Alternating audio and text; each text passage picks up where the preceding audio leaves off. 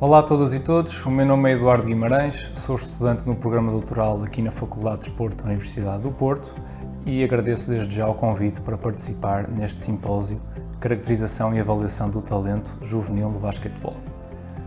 O trabalho que passarei a apresentar faz parte da minha tese de doutoramento e intitula-se Picos de Desenvolvimento da Força Muscular em Jovens Basquetebolistas, o projeto INEX.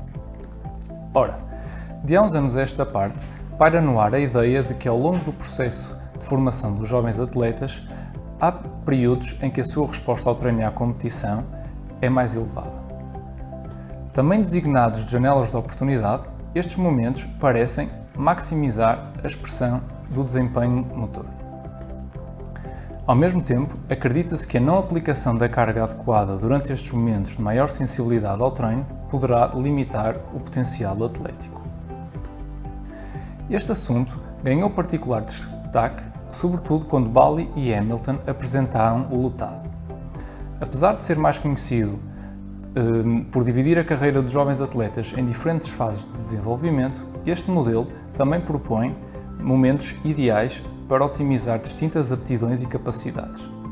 Utilizando o PVA como linha do tempo, os autores sugerem, por exemplo, que um bom período para desenvolver a força nas meninas é coincidente ou imediatamente após o PVA, enquanto que nos meninos já é claramente após o PVA. Não obstante a sua popularidade, o LUTAD tem sido alvo de algumas críticas, nomeadamente do que diz respeito aos períodos sensíveis propostos. Inclusivamente, há investigadores que colocam em causa a existência destes momentos. Contudo, não apresentam qualquer informação empírica que suporte os seus argumentos, ou seja, a dúvida mantém-se. Há ou não períodos sensíveis? Se existirem, como os identificamos? Em primeiro lugar, precisamos de informação longitudinal, preferencialmente de elevada frequência de amostragem, ou seja, um bom exemplo é de 6 em 6 meses. Em segundo lugar, devemos recorrer a um procedimento matemático estatístico sofisticado para obtermos informação quantitativa e gráfica. Em terceiro lugar, necessitamos de alinhar as variáveis do desempenho para o indicador maturacional de excelência, como é o caso do pico de velocidade de altura. Só assim conseguiremos controlar para as conhecidas diferenças interindividuais no timing e tempo do salto pubertário. Assim, conseguiremos verificar se os picos de desenvolvimento ocorrem antes, coincidentes ou após o PVA e, por outro lado, se haverá alguma sequência destes picos. Neste contexto, o objetivo deste trabalho foi investigar o timing, a intensidade e a sequência dos picos de desenvolvimento da força muscular de jovens basquetebolistas quando alinhado pela idade biológica. O foco na capacidade de produzir força deve-se sobretudo ao facto de o basquetebol ser uma modalidade altamente dinâmica e intermitente, caracterizada por sprints, saltos, mudanças de direção, etc.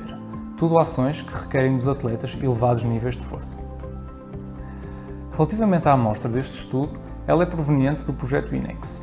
Abro aqui um pequeno parênteses para vos mostrar que o projeto INEX é um projeto de investigação de larga escala, onde foram seguidos no tempo jovens atletas de 5 modalidades: basquetebol, handball, voleibol, polo aquático e futebol, e cuja ideia foi seguir no tempo e investigar as trajetórias não só da mudança, mas também da estabilidade destes jovens e também perceber que tipo de influência o seu contexto tem no seu desempenho e desenvolvimento. Tem aqui o site caso queiram obter mais informações. Fechado este parênteses, para este estudo utilizamos 160 basquetebolistas da totalidade da amostra de 293. 160 porque utilizamos apenas basquetebolistas com informação completa em 5, 6 pontos no tempo. Eles pertencem a 5 cohortes que vão dos 11 aos 15 anos de idade. Os atletas foram então seguidos ao longo de 3 anos, 2017, 2018 e 2019, em junho e dezembro de cada um desses anos. Mais ainda, os atletas pertencem a 20 clubes da Associação de Basquetebol do Porto. Quanto aos resultados, o modelo matemático permitiu-nos estimar a idade em que ocorre o PVA, que foi aos 13,9 anos. Idade idêntica ocorreu também Em idade idêntica ocorreu também a idade em que ocorre o pico de velocidade do peso, ou seja, também 13,9. Quanto aos picos de desenvolvimento da força, nos abdominais este ocorreu 6 meses antes do PVA, ou seja, do momento da maior taxa de crescimento em altura.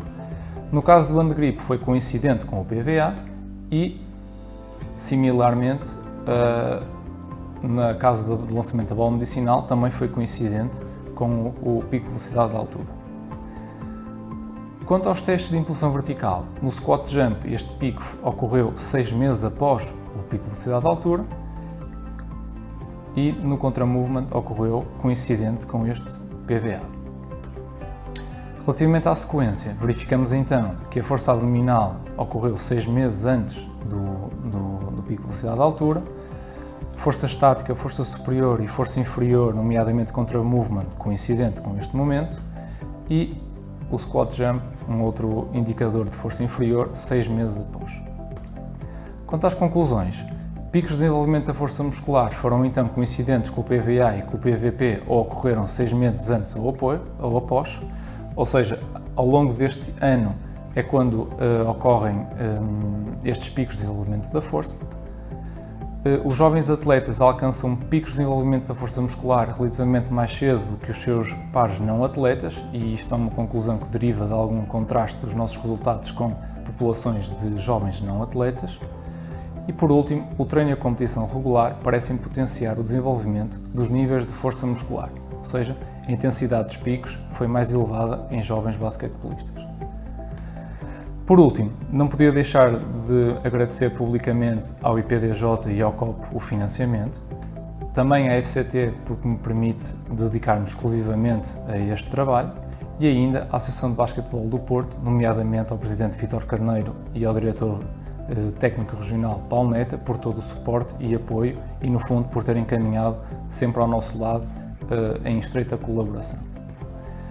Agradeço ainda ao responsável principal do INEX, o professor José Maia, e aos professores do Gabinete de Basquetebol, o professor Manuel Janeira, o professor Fernando Tavares, o professor Eduardo Santos e o professor Américo Santos, por estarem sempre disponíveis para tudo o que foi necessário.